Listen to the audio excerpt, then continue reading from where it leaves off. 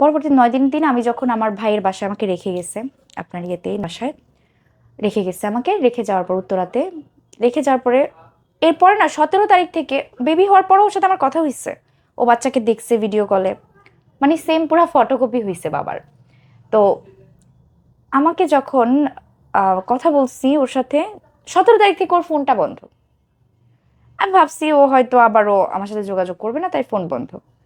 একদিন রাত্রেবেলা শুয়ে আছি 2টা বাচ্চাকে নিয়ে, আমি স্বপ্নে দেখছি কি ওকে না পুলিশ ধরে নিয়ে গেছে। এখন রাতে 2টা বাজে, ভয় পেয়ে গেছি। উঠে ওর একটা ফ্রেন্ড আছে, মানে যে ওর রুমমেট ছিল দুবাই, ওই ভাইয়াটাকে আমি কল দিছি।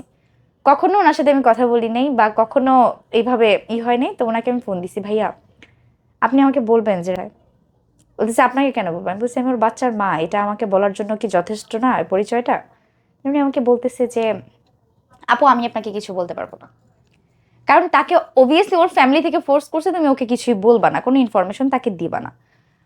তো যাই হোক, ওই ভাইয়াটা খুবই ভালো ছিল, অনেক ভালো একটা মানুষ, আমাকে খুবই মেন্টালি ভাবে খুবই সাপোর্ট করছে।